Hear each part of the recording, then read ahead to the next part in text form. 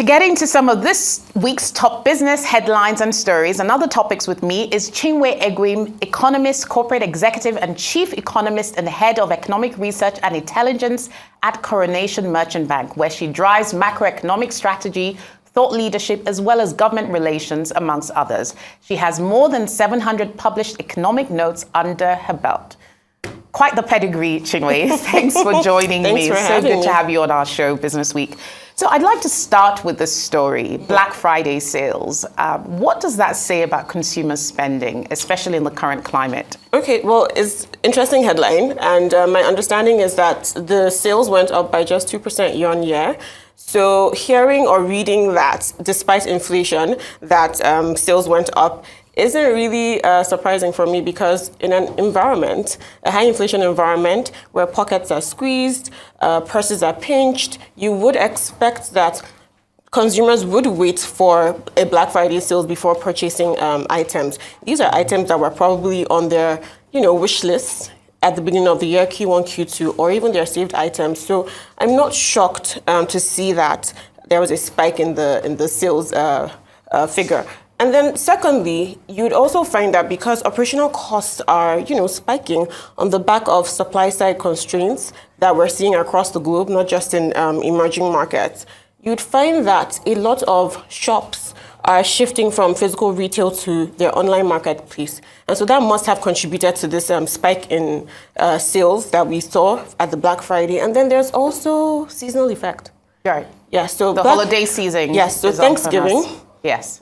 And then, of course, preparations for Christmas is underway. So. Yeah. And so the interesting thing is these figures were, of course, for U.S. consumers. Mm-hmm. Let's look at emerging markets and frontier markets like Nigeria. What is the current trend around consumer spending, especially at this time of the year? Well, you know what? From a trend analysis point of view, I do expect to see a small boost in December. Festivities, again, the seasonal effect. But honestly, consumer pockets are squeezed. And this is not just on the back of the ongoing Russia-Ukraine crisis. Even during the peak of the pandemic, we had consumption patterns a bit distorted. And what you see is that priority spending is what consumers are focusing on. Priority spending being? So when you look at a typical consumer's basket, not the national consumer's basket, you'd find food and let's say transportation at the top of that list before you see things like clothing. Even healthcare, unfortunately, is not at the top of a consumer's priority spending list. So, like consumption patterns, I think they're actually mirroring what you would see in the US to an extent. But here in Nigeria, you'd find that food actually accounts for a larger share. Yeah, now you mentioned food and transportation, and when you mentioned those two things, in this current climate, global supply chain disruptions, food has really been affected by floods, by climate change, and also by high energy prices. So the things that are the top priorities are also the things that have seen huge inflationary trends. Yeah. So how exactly are consumers going to cope, and what is the trajectory for inflation? Well, you're going to see a lot of down trading. You're seeing people looking for things that are like more of affordable alternatives for them. With regards to inflation, when I think about Nigeria, I still expect upticks. And even simply on a statistical point of view, or from a positive or base effect point of view, I expect to see subsequent upticks. What we have now is October's inflation report, and so we're expecting November and December. And by end year, my projection, or our projection, is as high as 22%. And we still expect it to climb a bit before moderating next year, and that will be probably in the final quarter of next year, all things being equal. Now, speaking of inflation, obviously we're entering a major election cycle, and spending is always a concern. Do you see that having a huge impact on the inflation trajectory? Well, I think that this has been factored in already when you listen to the Monetary Policy Committee meetings that have been happening over the past year. We just had the last one in November. You'd find that the committee has actually put this into consideration. And what that electioneering spending does is that it creates demand pull inflation. Right, so the stance we've seen with the Monetary Policy Committee, where we find that they're tightening, is to tame rising inflation, and they've had that expectation for a while, at least for the past 4 meetings that they've held. So I think it's been factored in already. We've seen the rate hikes that have happened, and of course, the resulting effects should be some level of taming. Yeah, interesting commentary there on the Nigerian inflation trends and consumer spending. Let's see how that pans out into the holiday period. But on to something else now. Retail, H&M is laying off quite a significant number of staff. Last week, over the last month, I've had quite a lot of discussions with analysts about the big tech layoffs, the big social media layoffs like Twitter, Amazon, Robinhood, etc. Now, we're clearly seeing a contagion effect here in terms of cost-cutting, and perhaps corporates are feeling that there is a recession imminent. Is this something that is going to spill over into all parts of the global retail market? Well, I think for businesses that are very heavy on consumption patterns, yes, we're going to see this effect spill over there. But as you said, this decision is largely on the back of cost-cutting measures. And with H&M specifically, I believe that about 30%, they recorded a 30% decline in revenue following their exit from the Russian market. Of course, that must have impacted their market share. And this is a period, as we've discussed, where pockets are squeezed. Purses are pinched, and sales are weak. So you can imagine that having to cut costs now is supposed to be a way for them to stay afloat. Now, if we look at it from a supply side perspective, I do understand that H&M sources some of their goods from, of course, Sweden, which is their home country, India, Bangladesh, and China. And then when you look at China, China has been going through this zero COVID policy where there are multiple restrictions and lockdowns just to curtail the spread of the virus. And this has impacted manufacturing in that country. So to an extent, I'm sure that output capacity has also been affected for a company like H&M that depends on a country like China. Yeah, and what is really interesting about these conversations, some of the same economies keep coming up time and time again. The source of supplies, China, a big operating market, Russia. Now, I wonder what corporate defense mechanisms in this type of climate can be.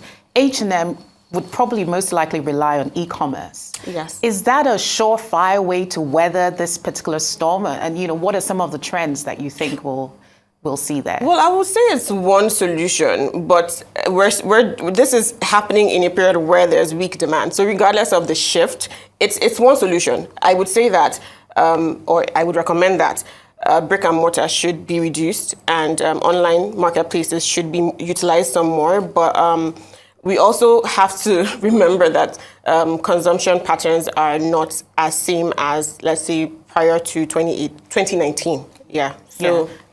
Interesting trend. With the layoffs, one of the things we talked about at the top half of 2022 was the Great Resignation. Yes. And this idea that many millennials and Gen Z were looking for other work opportunities, whether globally, talent is global. But here we are where companies are actually laying off workers. So are we really likely to see a net-off effect? Is it an employer's market or an employee's market? What are your thoughts? Well, okay, just specifically to this story, right? I understand that this is just 1% of the total staff strength, which is about 155,000 last time I checked. And I think that data is for 2021. And these roles are actually heavily administrative. So one can also argue that they want to automate some of these roles and, utilize technology. So I'm not sure. I think I'm sitting on the fence with that. Yeah. Very interesting comments. Well, we'll come back to you again. Stay tuned for more analysis with Chinwe after the break.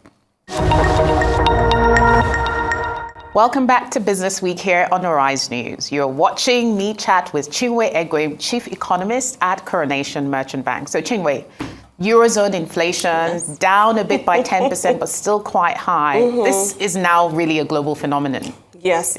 So you know what? This is actually the first slowdown that the Eurozone has recorded since middle of last year. And it was really marginal, so it's not worth long-term celebration. And as you said, it's elevated. So the concerns around high inflation are still there. Now, what have we seen throughout this year? We've seen central banks across advanced and also emerging economies take the tightening stance with regards to monetary policy.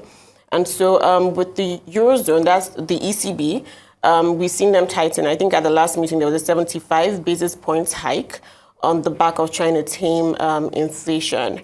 Now, I also read recently that the ECB president did warn that fiscal stimulus packages across some of the European countries may counter some of the efforts being made with the monetary policy tightening. And these stimulus packages, I assume or suspect that they're actually coming into play because of the winter season that I think we're already inside the winter season, but the expectations that prices of gas would spike. Energy would spike. So I guess these fiscal stimulus packages are supposed to help with that. But at the same time, it could counter some of the efforts being made with the monetary policy tightening space. So perhaps, as I always say, even with emerging economies, collaborative efforts between monetary and fiscal is required to really pull down this inflation. But maybe we can say to an extent that what they've been doing is actually helping with taming if we're seeing some decline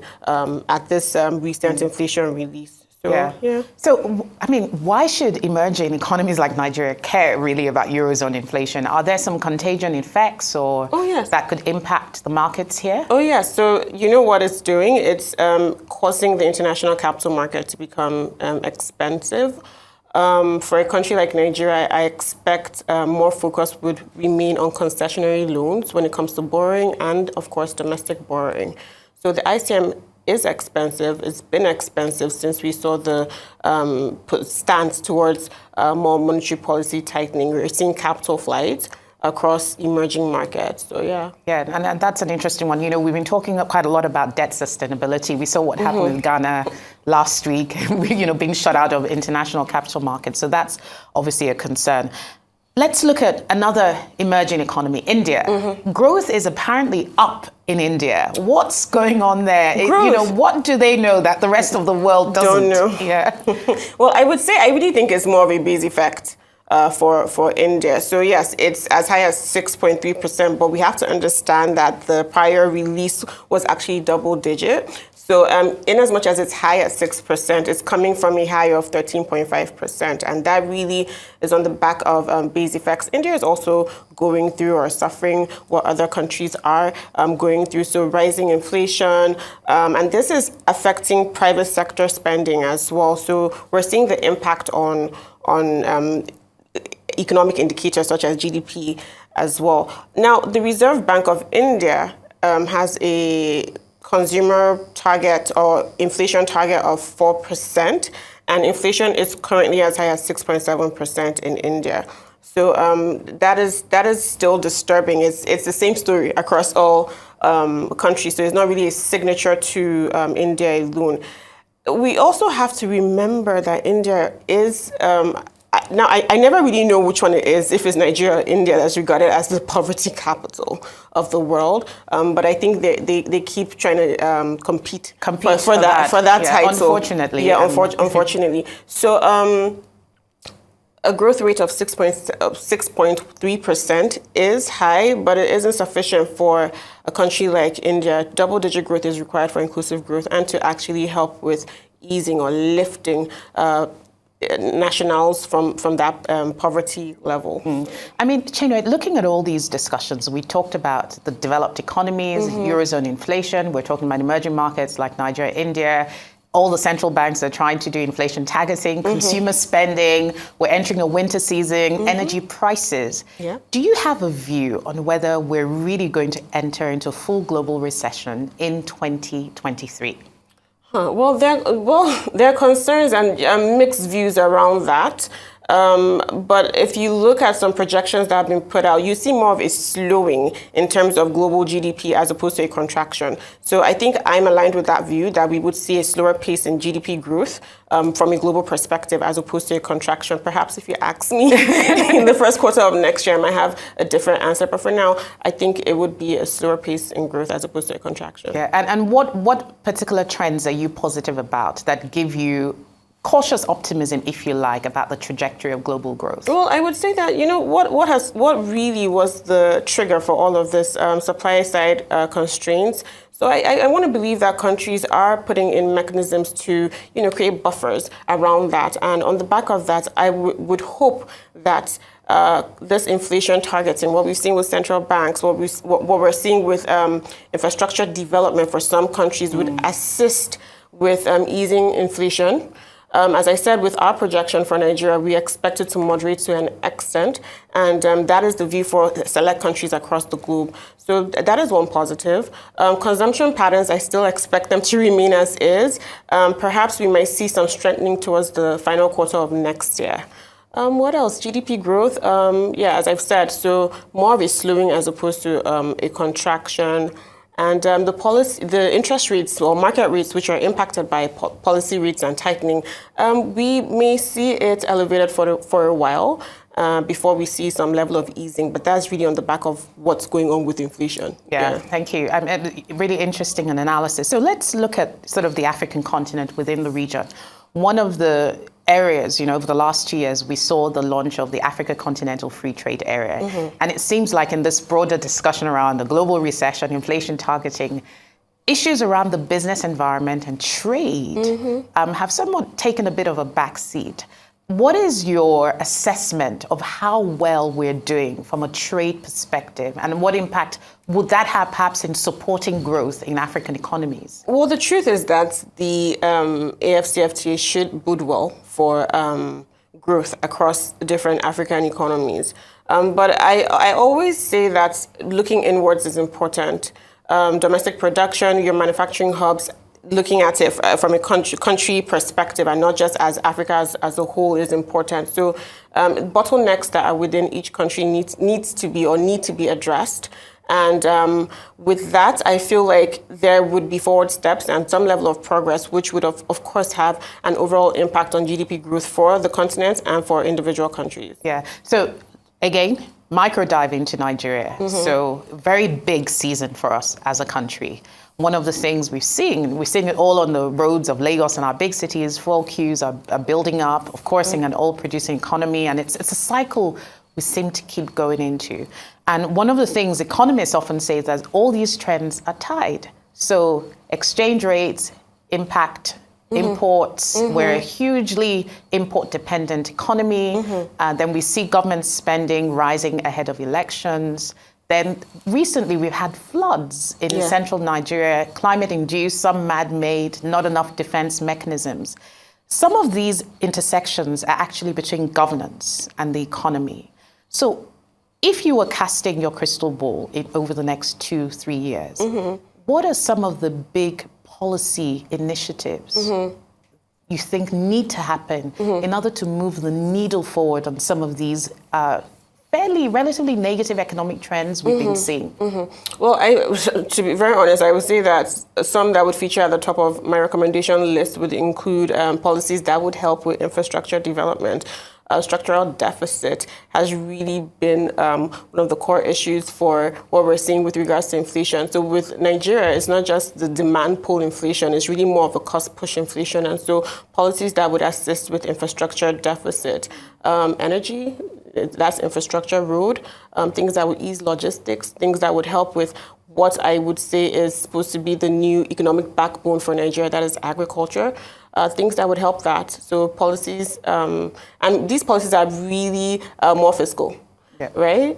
So if they're more fiscal, of course, governance is going to be absolutely key, and the way state bureaucracy is organized. Yes. Yeah, always great chatting with you, Chinwe Egwim, and hopefully you'll come back on the show and chat to us sometime. Thank you very much. Well, we've been chatting to Chinwe Egwim, Chief Economist at Coronation Merchant Bank.